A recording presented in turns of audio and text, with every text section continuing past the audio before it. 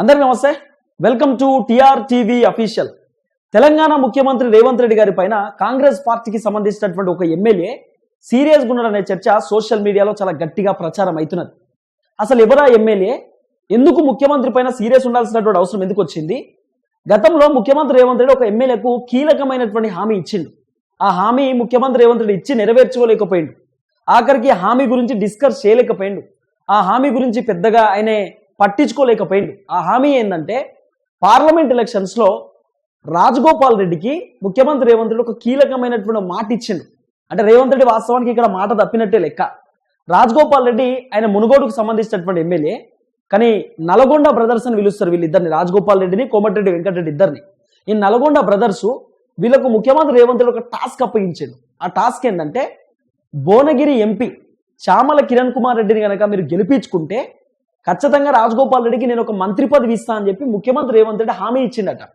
రాజగోపాల్ రెడ్డి ఎట్లా అట్లా కష్టపడి కిందపడి మీదపడి అన్ని నియోజకవర్గాలలో తిరుక్కుంటూ అన్ని మండలాలలో తిరుక్కుంటూ రాజగోపాల్ రెడ్డి కొన్ని సొంత పైసలు ఖర్చు పెట్టుకుంటూ ఆఖరికి చామల కిరణ్ కుమార్ రెడ్డికి దిశానిర్దేశం చేస్తూ అట్లా చేస్తే బాగుంటుంది, ఇట్లా చేస్తే బాగుంటుంది, రాంగ్ స్టెప్ వేయొద్దు, ఈ స్టెప్లో పోతే గెలుస్తామని చెప్పి నానా రకాలుగా రాజగోపాల్ రెడ్డి మంత్రి పదవి కోసం చామల కిరణ్ కుమార్ రెడ్డిని ఎట్లనో అట్లా గెలిపించుకునేటటువంటి ప్రయత్నం చేసిండు.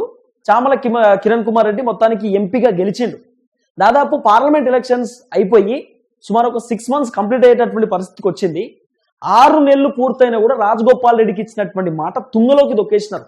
అసలు రాజగోపాల్ రెడ్డి గురించి పట్టించుకునేటటువంటి అవకాశం కూడా లేదు. ఇదే రాజగోపాల్ రెడ్డి కదా ముఖ్యమంత్రి రేవంత్ రెడ్డి హామీ ఇచ్చింది. మరి రాజగోపాల్ రెడ్డికి హామీ ఇచ్చినప్పుడు మరి రాజగోపాల్ రెడ్డికి మంత్రి పదవి ఇవ్వాల్సినటువంటి బాధ్యత కూడా రేవంత్ రెడ్డి సార్కి ఉంటుంది కదా. అసలు ఆ డిస్కషనే లేదట. రాజగోపాల్ రెడ్డి చాలాసార్లు అడిగిండట, కాంగ్రెస్ పార్టీ మంత్రులను కూడా అడిగిండట, మరి మంత్రి పదవి ఏడిదాకా వచ్చింది, నా కథ ఏడిదాకా వచ్చింది. రేవంత్ రెడ్డి 2-3 సార్లు ఢిల్లీకి పోయిండు, హైకమాండ్ దగ్గరికి పోయిండు, మాట్లాడిండు. హైకమాండ్ కూడా రేవంత్ రెడ్డి గారితో మాట్లాడినారట. 6 మంత్రి పదవులు ఉన్నాయి, ఎవరెవరికి ఇద్దాము, ఎవరెవరికి మంత్రి పదవి ఇస్తే బాగుంటుంది, ఎవరెవరు ఈ క్యాబినెట్ ని హ్యాండిల్ చేసేటటువంటి సత్తా ఉన్న లీడరు, ఎవరెవరికి ఇస్తే ఈ వాళ్ళకి సంబంధించినటువంటి ఈ కేడర్ ని చూసుకోగలుగుతారని చెప్పి హైకమాండ్ అడిగినప్పుడు చాలా మంది పేర్లు చెప్పినట్టు ముఖ్యమంత్రి రేవంత్ రెడ్డి సార్ దాదాపు 6 మంత్రి పదవులకు 15 మంది పేర్లు చెప్పిండట. సో వీళ్ళకి ఇస్తే బాగానే ఉంటుంది, దీంట్లో మీరే డిసిషన్ తీసుకోండి, మీరే ఒక పేరుని సెలెక్ట్ చేయండి, 6 మంత్రి పదవులలో మీరు ఎట్లా చెప్తే ఎట్లా అని చెప్పి రేవంత్ రెడ్డి కూడా హైకమాండ్ కి చెప్పొచ్చిండు అనేది వినబడిన చర్చ. దీంట్లో రాజగోపాల్ రెడ్డికి సంబంధించినటువంటి పేరు కూడా వచ్చిందట. రాజగోపాల్ రెడ్డికి నేను మాట ఇచ్చిన, చామల కిరణ్ కుమార్ రెడ్డిని గెలిపించుకుంటే నేను ఖచ్చితంగా ఆయనకు మంత్రి పదవి ఇస్తా అని చెప్పిన. సో రాజగోపాల్ రెడ్డికి ఒక మంత్రి పదవి ఇవ్వాల్సిందే, వేరే ఆప్షన్ లేదు. ఎందుకంటే ఆయన కష్టపడ్డాడు, గట్టిగా అక్కడ కొట్లాడిండు. ఒక నియోజకవర్గం అంటే ఒక పార్లమెంట్ నియోజకవర్గంలో ఒక ఎంపీ గెలవడానికి కారణం రాజగోపాల్ రెడ్డియే, కాబట్టి ఆయనకి ఇవ్వాల్సిందే అని చెప్పి రాజగోపాల్ రెడ్డి పైన కొంత ముఖ్యమంత్రి రేవంత్ రెడ్డి పాజిటివ్ గానే ఉన్నాడు. కానీ పెద్ద క్వశ్చన్ మార్క్ ఏంటంటే, ఉత్తమ్ కుమార్ రెడ్డి అడ్డుపడుతున్నాడట. ఉత్తమ్ కుమార్ రెడ్డి కాంగ్రెస్ పార్టీలో సీనియర్ లీడరు, రేవంత్ రెడ్డి కంటే సీనియర్.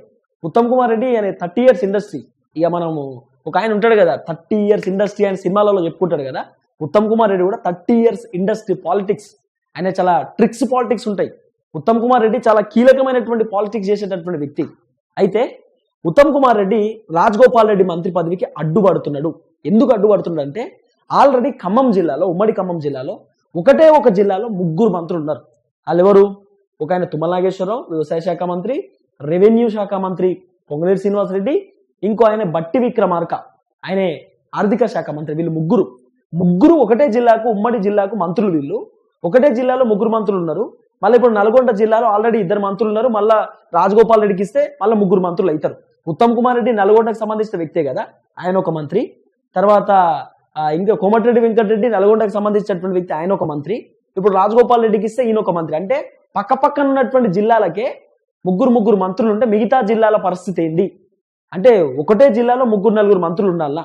ఇంకోటి ఏంటంటే, ఉత్తమ్ కుమార్ రెడ్డి బాధ, రాజగోపాల్ రెడ్డి కోమటిరెడ్డి వెంకటరెడ్డి వీళ్ళ అన్నదమ్ములు కదా, అన్నదమ్ములకు మంత్రి పదవులు ఎట్లు ఇస్తారు అంటే వారసత్వ రాజకీయమా? ఇష్టానుసారంగా మంత్రి పదవులు ఇచ్చుకుంటూ పోతే మేము చూసుకుంటున్నా. మీరు రాజగోపాల్ రెడ్డికి ఒకవేళ మంత్రి పదవి ఇస్తే మా భార్య పద్మకు కూడా మంత్రి పదవి ఇవ్వాలని ఉత్తమ్ కుమార్ రెడ్డి చెప్తున్నాడు అనేది వినబడుతున్న చర్చ. మరి నీ దగ్గర ఏమైనా సమాచారం ఉంది కదా, నీ దగ్గర ఆధారాలు ఉన్నాయా, ఆడియోలు వీడియోలు రికార్డింగ్ ఉన్నాయంటే నా తన లేవు. సోషల్ మీడియాలో నడుస్తున్నటువంటి చర్చ చెప్తున్నా, కాంగ్రెస్ లో నడుస్తున్నటువంటి వ్యవహారం కూడా ఇదే.